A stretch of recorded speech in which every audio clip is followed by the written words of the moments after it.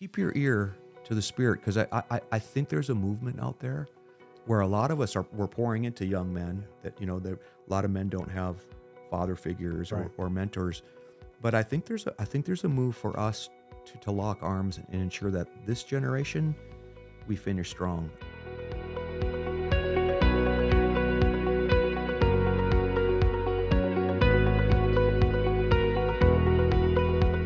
I'm Nate Dewberry, and welcome to another episode of the Redeemed Man podcast. Today, we have with us Jeff Tiegs. Jeff, welcome to the show. Thank you for having me. I'm very excited to be here. Thanks. So I'd like to share just a little bit about Jeff. He's a retired Delta Force operator with over 25 years of combat experience in the United States Army Special Operations.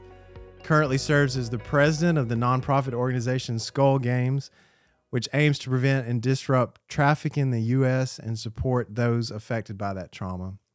Jeff holds a master's degree in national security and strategic studies and has extensive leadership experience in combat zones such as Panama, Iraq, and Afghanistan. His mission to build leaders, shed light on darkness, and provide hope, healing, and freedom to the survivors of trauma. Through his expertise, Jeff works to identify and combat human traffickers globally. That's a lot to be said, but it speaks very highly of who you are. Thank you. And so we are so excited to hear about what you're doing with Skull Games. Yeah. And I'd like to first jump in with just a question we ask all of our guests on the show. What does redemption mean to you personally? Redemption is that somebody already paid the price for me. Yeah. I talk about in my book, as I studied some things, we know one of Jesus' last words on the cross was, "It is finished." Mm-hmm. And there's a tradition out there, because we know Jesus spoke Hebrew, Greek, and Aramaic, and the specifically the Greek version of "it is finished" is tetelestai, if you're familiar with this at all. Yeah, and the tetelestai meaning, it's layered with a couple of them, but the one is if you owed a debt and that debt was paid, that you were given that receipt that said tetelestai on it. So I feel like I have that receipt in my pocket already. I'm not trying to abuse it. You know what I mean? I think that's that slippery slope. But I feel like I really do believe my Savior already paid my debt, and now I need to do whatever I can to spread that. And then a friend of mine yesterday said, people don't want to hear a sermon; they want to see one. Yes. And that's something that I try to do with my life is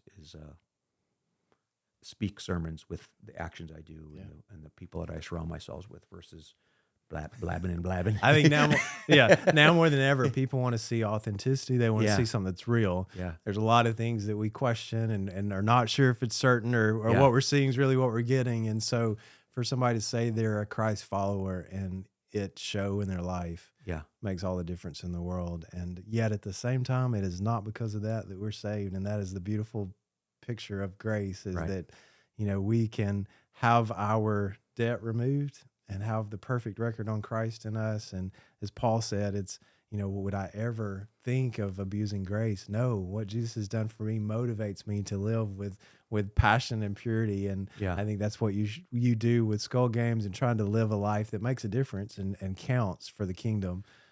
You mentioned your book. Let's jump into that first off. Well, you it just released in 2023, correct? Yeah, on Veterans Day this past November.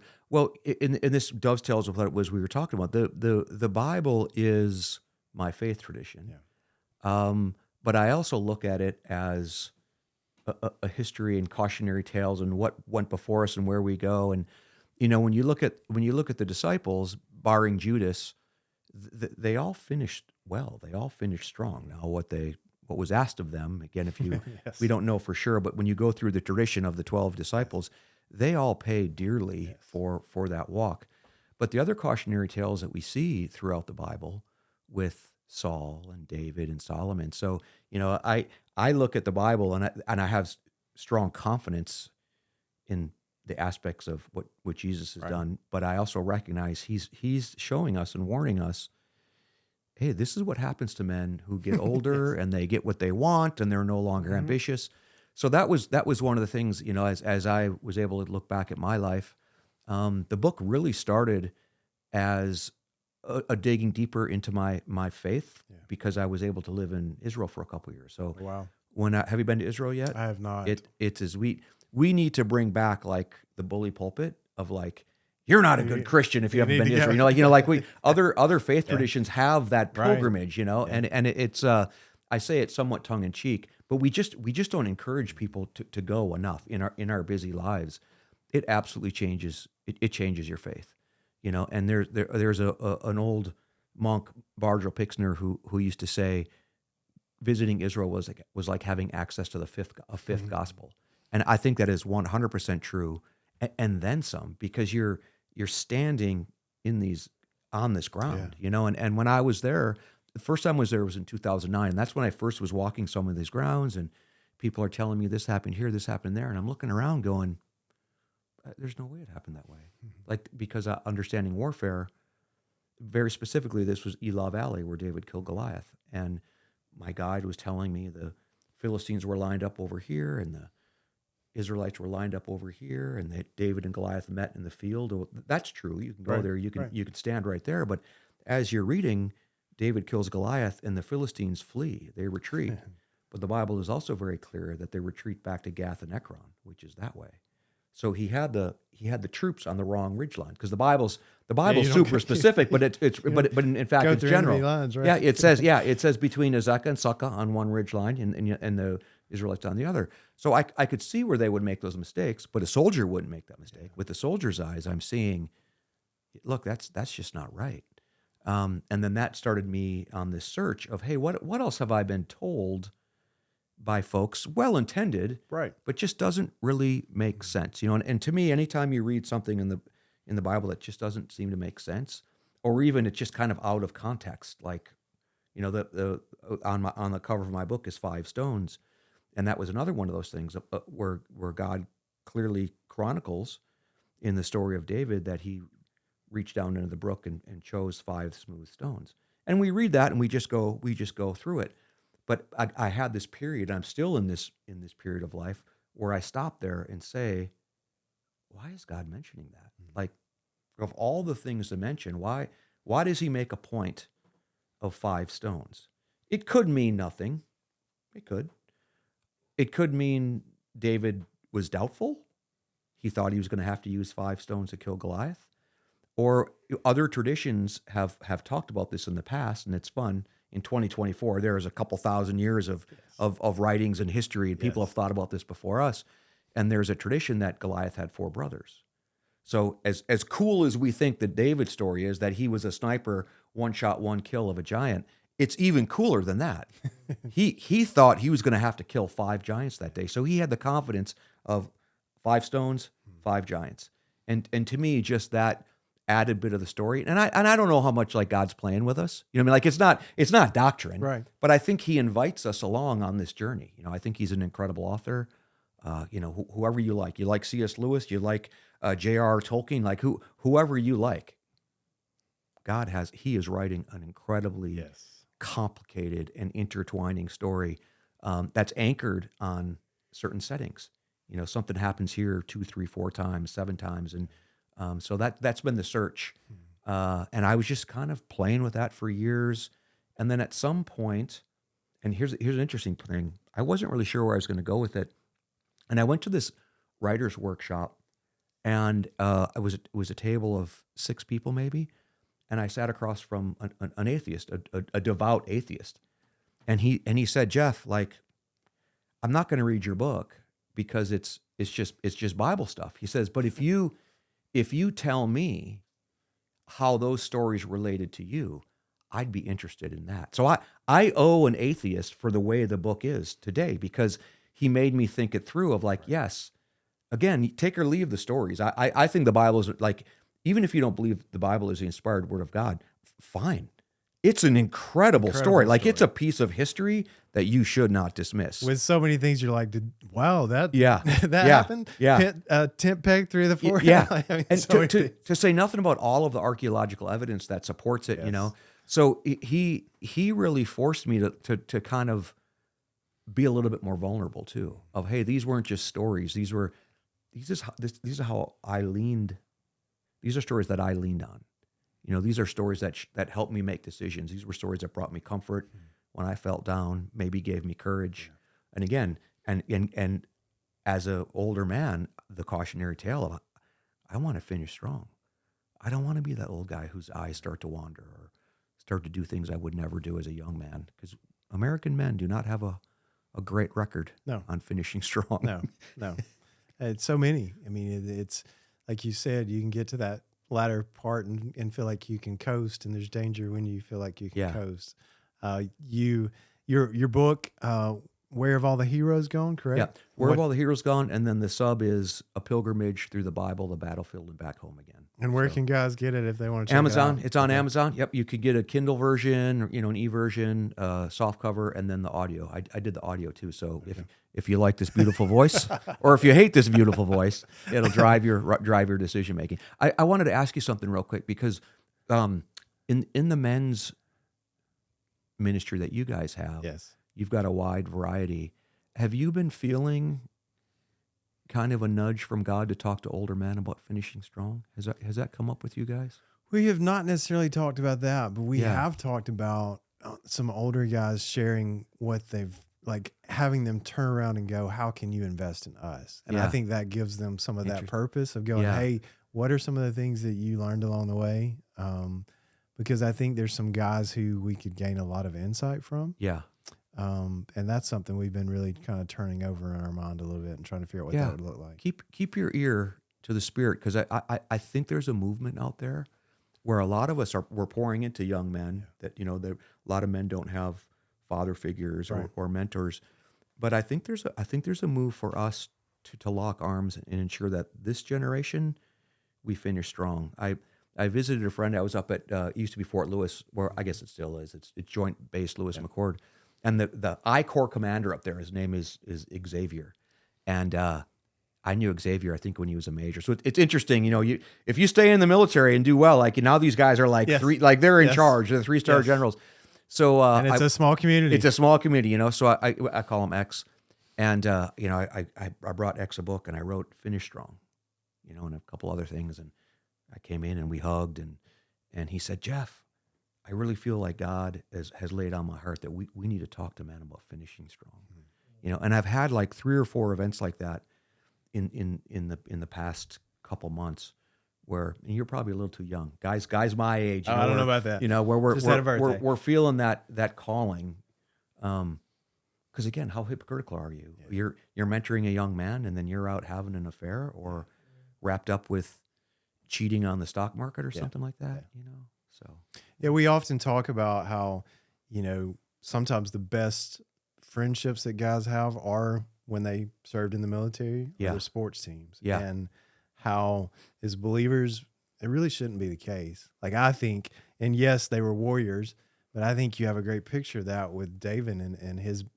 band of mighty men. They did life together. And I think as followers of Christ, we need a lot more of that. Like, what's our adventure? What's the thing that we're passionate about? How do we lock arms for a cause that's much greater than any cause that we could live for on this earth? Yeah. I mean, there are so many things that we can, I appreciate your service and what you've done for our country and what so many men and women have done.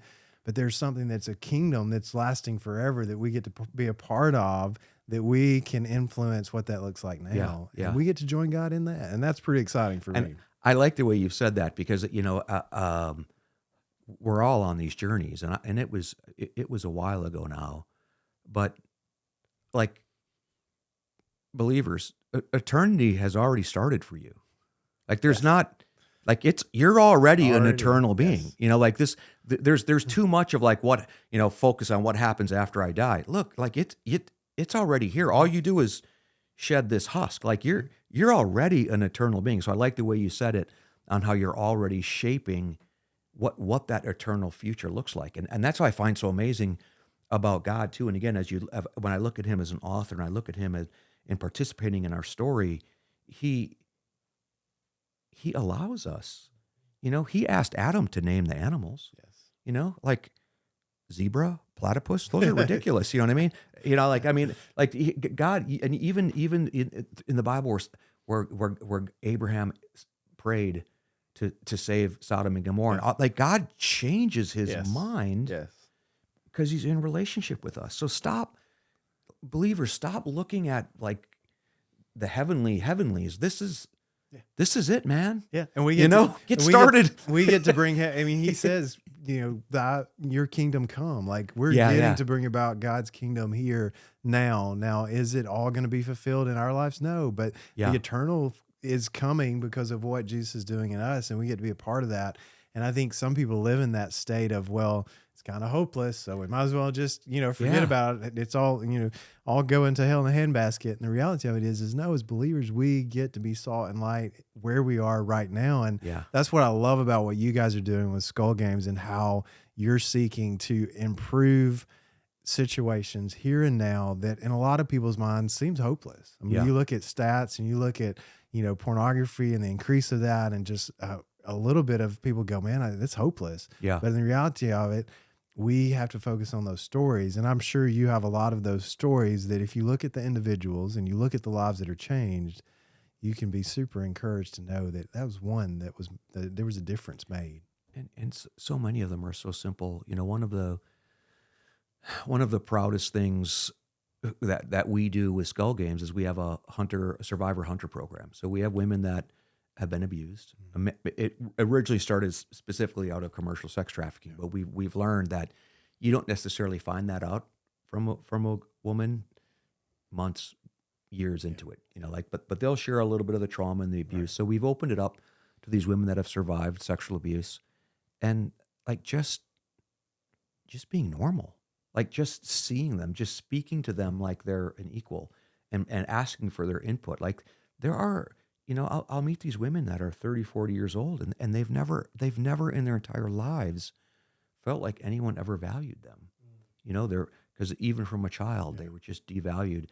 So I'm almost embarrassed when these people shower, they shower praise. It's like, I've done nothing except treated you like a human being. But that's unfortunate what we've done in this sexualized community, this culture, and this we've made it a commodity, and when you read my bio of the military stuff, where that really matters is that some of the things that I learned as a counterterrorism professional, you have to get the baseline level of violence down to a point where other things can flourish. When Al Qaeda is at its height, there is no aid coming in. There's no janitor coming in, or so an electrician to fix the generator.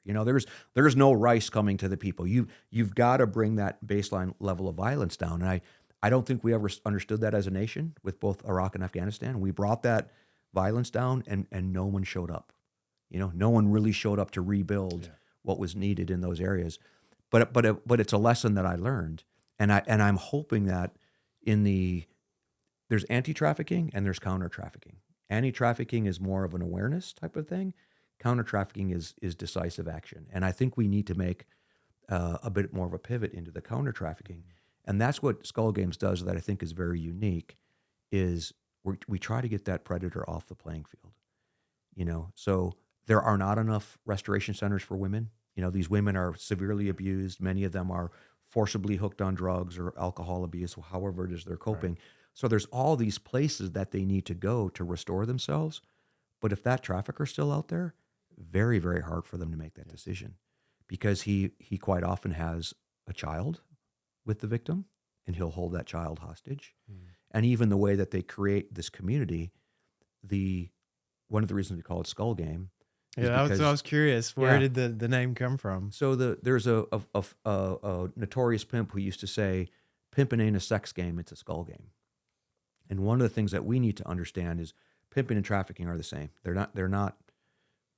We shouldn't try to figure out what the difference is. But by law, trafficking is pimping with an elements of force, fraud, or coercion. Well, if you're running a group of girls, like you're using force, fraud, and coercion every single day. So the lay person just needs, when they think of a pimp, they need to think of a trafficker. Again, it's another one of those things in our culture we've almost watered down and almost are playful with the word pimp. For sure. But trafficker, a little bit harsher. Rapist, even harsher, because these are men that are forcing. Again, I'm using pejoratives. These are men that are forcing women to go out and be raped daily. So we understand it's the game to the trafficker, and I like playing games, and that's how I've looked at warfare. I've always looked at it as a tactical and kind of strategic game.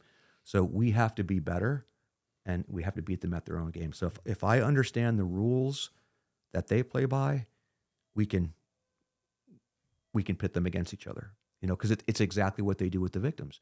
They understand human nature incredibly. They're brilliant students of human nature, and they learn.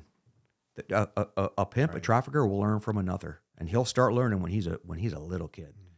So these natural tendencies that people have of having a family and having love and having respect and having safety, all these things you and I take for granted, they build this false sense of it, and then they start breaking it apart. So a trafficker will have a stable of girls, statistically about 5 to 6 girls, and that's so he can create the sense of family that they're looking for. But then again, it's what he uses to hold against her. So if we go into a victim's life and say, hey, we understand what's going on, we'd like to offer you some services. Dude, they're like, hey man, leave me alone. Because if I don't come home with the money that I'm supposed to have, he's going to beat my kid or he's going to beat my sister. And they call them sister wives. So there's this absolute brainwashing that these traffickers are doing. And that's how they're controlling them. We have this imagery of, tied hands or chains. No.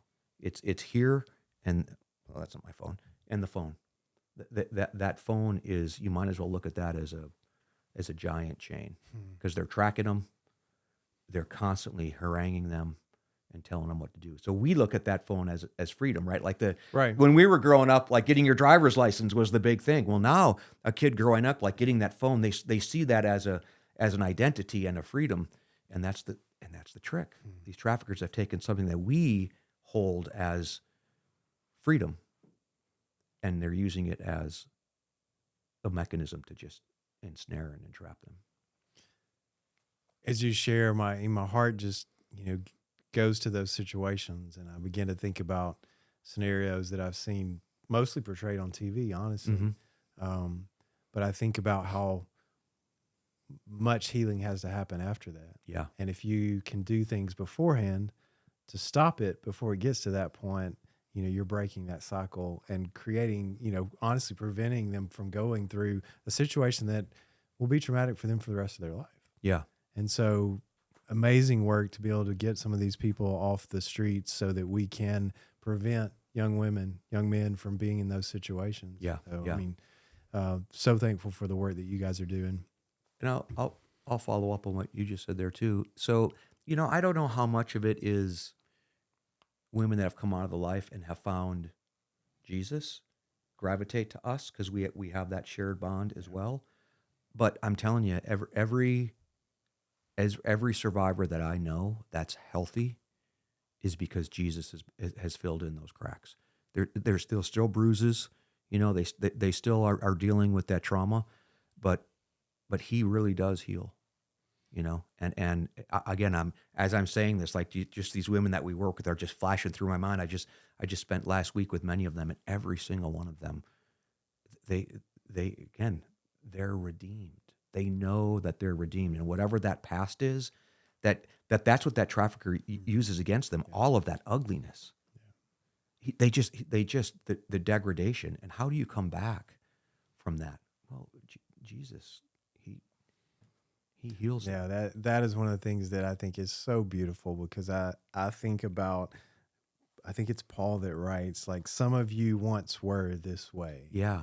But now you're not this way anymore. And that's the story of all of us as believers. It depends on when along the journey, but we were that swindler. We were that whatever that is, we were, and now we're not because of what Jesus has done. Now we're still a work in progress, but there's that picture of healing and transformation. And I'm so encouraged to hear that women are gravitating to that, and then honestly being able to share their story and get involved in what you guys are doing, so that, because I think so many things, the things that we go through, they're difficult. When we begin to see purpose in those, it's so freeing to be able to take something that was very painful and see God using that, redeeming it. And that's where I was talking about the jiu-jitsu when I was here. That's the other kind of physical aspect that we tie into that. It's the same thing when you have these women that have suffered sexual abuse, physical abuse. It's that same thing, just like Jesus says, that was you yesterday, and this is you today, and you can affect who you're going to be tomorrow, and so from an emotional, spiritual point of view, from an intellectual point of view, but even from a physical point of view, teaching these women how to get their bodies back and own their own bodies, and even working through some of the manipulations and things in the physical abuse that they went through, and that's the trauma memory they have to rewire that. It's just remarkable. Yeah, we measure very closely, like how many leads, how many victims we identify, how many leads we push to law enforcement, how many arrests are made. It's hard to follow up on the actual prosecutions because that can take years. Long, I mean, unfortunately, way longer than we would like. I think our biggest win was last October. The guy got 259 years for just trafficking and other charges. Yeah. But that was a case from 2018 or 19. So that's hard. And those are hard metrics that we're able to share, and we're able to talk to donors and supporters. But it's these other tangential things where you're caring, and we'll have these survivors, hunters, just talk about,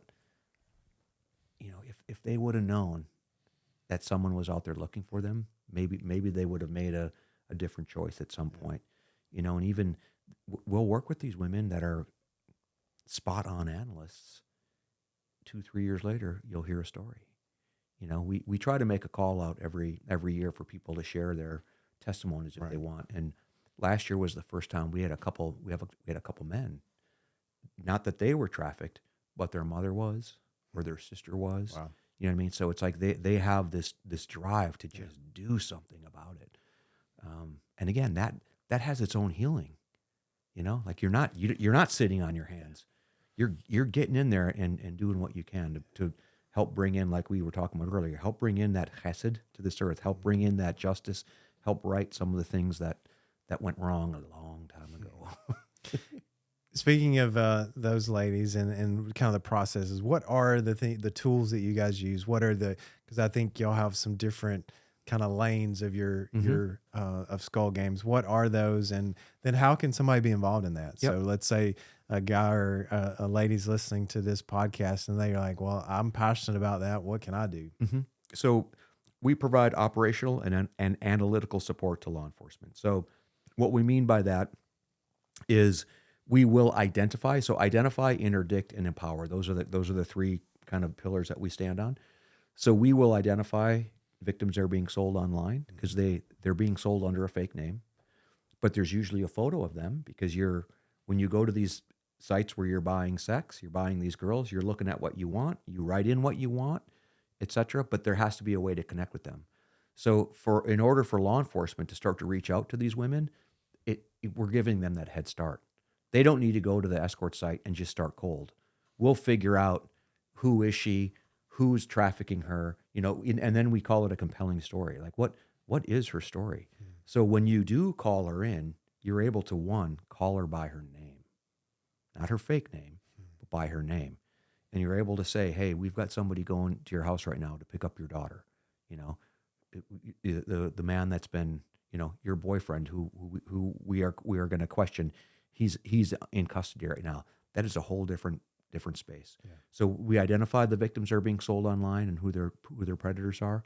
And then the interdiction side of it is we have law enforcement on our staff, as well as we're partnered with law enforcement. So we don't just get leads cold. Like I don't have any law enforcement contacts in Columbus right now. We're not specifically working in Columbus. I hope to. We're just beginning to work in Atlanta. So there's about 30 or 40 cities in the U.S. that we have law enforcement that will take our leads, and then we'll actually support that operation as well. So as they're going out and calling in folks, or people are calling in, we're doing everything on the open source intelligence, we call it. So public available information, all these things that are put online. There's a lot of stuff that's online that people, that you and I have put out there that people don't really understand. Even these guys that are being tricky, who want to have some kind of a fake name, they'll make a mistake somewhere registering for something innocuous. Right. You know what I mean? They're going to sign up for, Subway bonus benefits or whatever, you know what I mean? And that's how we'll find him, because we don't know who he is. roof is 7764583. I don't know who that is. Then all of a sudden, oh, that's the same email that registered for subway bonus points, and you're able to pull that out. So all of that work, we have hundreds of volunteer analysts that work on these things. And we usually have about 10 to 15 on each op that will support law enforcement. So we do a push for volunteers. We just finished one tonight. We actually have our first training session. So we opened a volunteer push for analysts and support. And it was pretty remarkable. We really only needed about 20 people. And we opened it February 1st, and we're going to have it open from February 1st to the 9th. Well, we had over 200 applicants in like the first 12 hours. So we shut it off right away. And I think we ended up pulling in maybe 40 or 50 that we're putting them through a pipeline. And our next big event where they'll be invited to is in April. So for people that are interested in the analytical side, support, or even anything else, if they have a particular talent to help us mission-wise, we'll have another drive in May that they can take a look for. But as a 501c3 nonprofit, our biggest need is just funding. There's a place for volunteers, but what we do is a professional product. So the professional intelligence analysts, even the detectives that we have on staff, how we've worked that is they're still credentialed law enforcement officers from where they came from, but we pay their salaries, and all they do is counter trafficking. Gotcha. So, man, if I could have a guy like that in every city, yes, that's amazing. But we have to pay a salary. Right. That's the arrangement, So really, it's that side of it.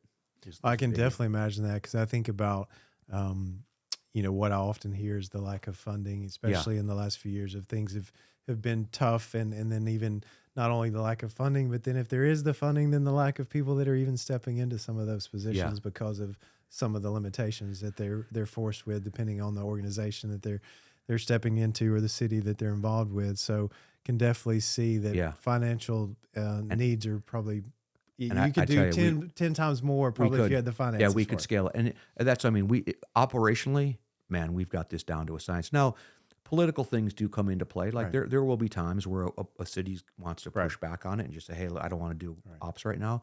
Again, a big tourist town that does, things like that. But as people are beginning to understand that, understand this more, the demand is through the roof. So I've been working on this for 8 years. I retired in 2015, and we've been iterating. And it's like, we've got this wired, man. And this is where I trust God. If He would have given us a windfall of funding, maybe we wouldn't have arrived at this place. And maybe there is more to do. In my mind, it's wired. As a military tactician, I'm like, I don't think this can get any better. Like we've got this figured out. And now it's just beginning to scale it. That would be remarkable. And I think the other, again, as a military guy, you're going to have a certain amount of pressure on these traffickers before you're going to start to see some real impact, because they rejuvenate. Yeah. Someone comes in behind them. So I think we're still a couple years away from like the country taking a collective side. Like, oh, I can feel something's different. Yeah. Right now, it's just we're just kind of jabbing. Yeah. That knockout punch, it's still coming. So you mentioned giving. Where somebody go to the website? Yep, to donate? skullgames.io. Okay. Skullgames.io. You'll see our fund page there, and monthly we take, or anything that people are interested in providing. It goes a huge ways. And we have very, very low overhead. We have no offices. We're distributed across the United States. Everything we do goes right into our programs. I think we pay to run a website, and somebody do our taxes. Other than that, everything is very, very operationally focused. And if somebody's into jiu-jitsu, there's some gear on there, right? On the website? Yeah. So we have the Skull Games gear shop. So you can buy anything. I'm not wearing any Skull Games gear, but you name it, we've got it. And that's one of the things that's fun is we've developed this brand. People know us in this community, and it's really quite fun. So there's all that. If you just if you want to pick something up on that side, and then we do War Tribe is a friends of mine own that. It's a fight gear company. Okay. So we have a gi. It's called the Skull Games gi, and all the proceeds from that go right back into Skull Games, and we're continuing to expand all that. Yeah. You mentioned earlier the people that are a part of your team. Mm-hmm. What do you do to protect those men and women? Because I know, in an environment where there's a heaviness to what you do, the enemy loves to take and mess with people in that space in your head. And how do you protect and make sure that you have healthy individuals that are part of that? This question has been coming up a lot, and it's really forcing me to relook some things and be introspective and make sure that I'm hearing God, because I think my answer to me, in many ways, my answer is satisfactory, because it's me. And so everyone on our staff is a veteran, on our full-time staff, and they've come to us because they know how to manage that. They've been managing it for 20, 30 years. You know what I mean? I'm not saying we're immune, but it's like, it's very different. Yes. I mean, you've learned a compartmentalization and a separation between work and life more so than most of us are trained for. Yes. So I think a lot of our core staff, we've already developed those. I am, and again, this keeps coming up. I got to continue to relook this. I'm more concerned about our volunteers, because they're well intended, and they'll come in, and now they're seeing things that they maybe weren't prepared for. So a number of things. One is it really is a game. It's playful. We've set it up where when you come to one of our events, you're broken into teams and you compete. So you get points for the things that you find. So we've almost in some ways dehumanized what you're looking at. I mean, you're still looking at things. You're gonna have to figure out how to cope with it, but you get points when you figure out who she is and where she lives and who her trafficker is. So and we're making fun of the people that are falling behind, and we're celebrating those. So it's a very fun, positive environment. We have a chaplain on staff who works with us. One of our survivors does art therapy. We've had psychologists there, and so I think at the events we're doing okay. But it really is something that I need to continually look at. From January to February, we've been running hard, and I was just talking with our team. It's like, hey, keep that white space in March. Do what you need to do. Go walk, go fish, go meditate, go do whatever you need to do. But I think